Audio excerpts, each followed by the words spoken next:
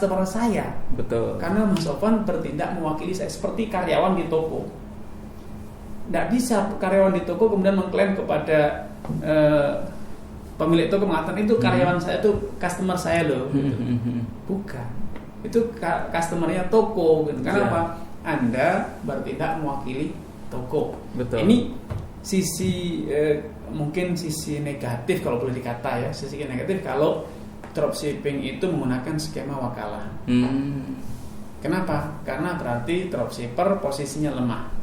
Ya, betul. Dia selamanya akan menjadi karyawan, atau kalaupun bukan karyawan karena dia dengan komisi ya, maka kewenangannya betul-betul tersandra, terbatasi oleh klausul kesepakatan dengan supplier. Betul. Sehingga ketika supplier mengatakan saya sudah tidak lagi butuh karena data customer sudah saya punya semua, ya, saya bisa langsung kontak, bypass langsung karena komunikasi. Anda mewakili saya, ya, maka kewenangan di saya. Dan termasuk data yang didapat itu adalah hak saya yang memberi kuasa. Nah, ini sisi negatifnya ya.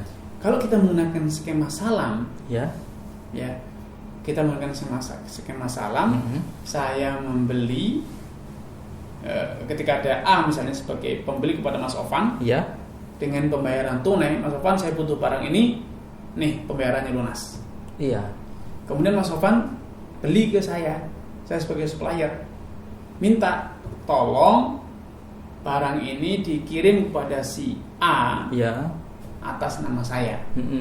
Skema salam itu. Untuk apa? Mensiasati agar tidak ada cost double. Betul. Cost pengiriman yang 2 kali cukup sekali. Ini boleh secara hukum Islam, ya. Boleh secara hukum Islam, karena ketika Mas Sofwan membeli dari saya, maka komitmen saya hanya dengan Mas Sofwan. Iya. Ketika Mas Sofwan meminta agar pengirim atas nama Mas Sofwan, tidak masalah karena barang yang Mas Sofwan beli itu sudah sah miliknya Mas Sofwan. Iya. Ketika saya jual ini, saya jual 10 pieces Mas Sofwan, oke. Mas Sofwan bayar ke saya, iya, maka barang itu miliknya Mas Sofwan. Betul.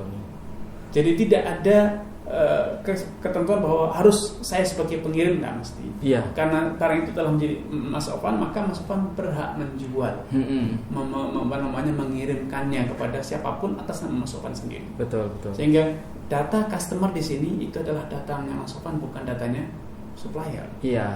Karena dia beli dari Mas Sofwan, bukan beli dari supplier. Itu Betul. yang berbedanya. Sehingga di sisi ini ketika supplier bypass, maka ini namanya suatu tindakan yang lancang ya. Ini bisa masuk dalam kategori la yabi' ba'dukum ala bai'i akhi. Janganlah kalian itu menyerobot penjualannya saudaramu. Betul. Sehingga karena ini tentu akan menyakitkan, akan itu bentuk, dan secara tradisi di masyarakat praktek-praktek semacam itu adalah tercela. Iya. Semua orang pasti mengatakan ini khianat gitu. Kira-kira gitu Mas. Betul. Ustaz, ada lagi nih Ustaz yang ingin saya pertanyakan mengenai dropshipper sendiri gitu ya, yang kaitannya dengan hak-hak pembeli, hak konsumen gitu Ustaz ya, hak buyer. Layanan purna jual untuk barang tertentu kan pasti ada beberapa produk yang memang ada garansinya, misalnya 1 minggu, 2 minggu. Itu perlakuannya seperti apa ketika nanti laku terjualnya barang itu lewat dropshipper Ustaz? Ya, itu berkaitan dengan tadi skema. Kalau sebagai wakalah, maka kewajiban menggaransi barang itu ada pada supplier. Ya. Kenapa? Karena dropshipper di sini berstatus sebagai wakil, seperti karyawan. Betul. Ketika ada komplain, bisa jadi karyawan sudah resign. Ya. Maka dia tetap berhak untuk komplain ke toko. Toko tidak bisa dong berkata, loh ini yang menjual si Ali. Betul. Ali sudah keluar dari sini. Tidak bisa, ini adalah nota dari toko ini. Ali itu bertindak mewakili toko tersebut. Maka customer, pembeli tetap berhak untuk mengajukan klaim kepada penjual. Iya. Ketika itu ada barang yang garansi ya. Tetapi ketika skemanya menggunakan skema salam, ya, Mas Sofwan menerima pembelian dari si A dengan skema salam, si A bayar tunai, kemudian Mas Sofwan beli dari saya untuk kemudian minta untuk dikirimkan pesanan Mas Sofwan kepada si A. Betul. Ketika si A komplain, dia tidak bisa datang ke saya. Saya akan katakan, saya tidak jual kepada Anda. Iya. Saya tidak jual kepada Anda. Nih, resi penjualan saya Iya. Ada kepada Mas Ofan, bukan kepada si A. Anda membeli dan mendapatkan bukti transaksi dari siapa? Iya. Dari si Ofan, bukan dari saya gitu. Iya. Sehingga harusnya komplainnya bertahap. Iya. A komplain ke Mas Ofan sebagai penjual. Ketika Mas Ofan mendapat komplain, Mas Ofan bisa lempar ke saya. Betul. Saya tahapnya seperti itu. Saya tidak ada hubungannya dengan si A. Si A tidak punya hak untuk komplain kepada saya karena Betul. saya tidak ada komitmen dengan dia. Iya. Gitu. Seperti Siap. Seperti itu ya perlakuannya ketika ada bertahap. garansi. Betul. Iya. Ustadz, untuk keuntungan yang akan didapat atau margin yang layaknya boleh untuk diambil oleh seorang dropshipper ini bagaimana, Ustadz? Ya, dalam Islam memang tidak ada pembatasan margin. Iya. Mau 100%, mau 200% boleh. Karena hukum asal jual beli itu halal. Iya. Selama dilakukan secara transparan, jujur, suka sama suka. Iya. Maka keuntungan 100% boleh, 200% boleh. Iya. Ya. Dan satu hal yang tidak bisa dihindari, hukum pasar akan berlaku. Iya, betul. Sekarang bisa saja kita mengambil keuntungan 100%, 200% sekali. Iya. Besok orang akan tahu, keuntungan produk A sekian besar, Penjual maka A akan besar. usahanya ya, kompetitor Iya. yang akan menawarkan dengan harga yang lebih murah.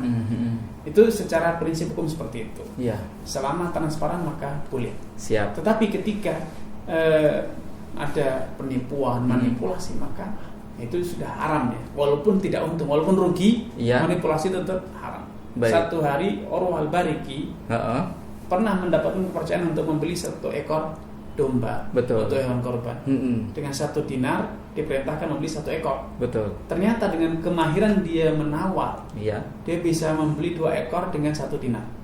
Sebelum pulang, karena hanya diamanati membeli 1 ekor, Iya. 1 ekor dijual lagi dengan 1 dinar. Betul. Karena memang pedagang ulung dia. Iya. Sehingga dia pulang dengan membawa 1 dinar dan 1 ekor kambing. Iya. Untung berapa persen? 100%. 100%. Dan itu Nabi senang. Nabi mendoakan agar Allah selalu memberkahi transaksinya Urwah al-Bariki. Masya Allah. Baik. Ustaz, ini ada beberapa pertanyaan yang sudah disampaikan melalui nomor WhatsApp Rosalina di 0873 kali 100.000. Tapi sebelumnya kita sampaikan dulu Ustaz ya, bahwasanya Dialog Pakar Islam atau Diaparis didukung oleh Grand Amani Residence, ada di Srikoyo dan ada juga di Kaliurang, Ustaz. Ada 2 lokasi yang bisa pemerhati Rosalina pilih sesuai dengan lokasi yang Anda inginkan. Untuk lokasi Grand Amani yang ada di Srikoyo tersedia 33 unit kafling yang pemerhati bisa dapatkan mulai dari harga 72 juta saja.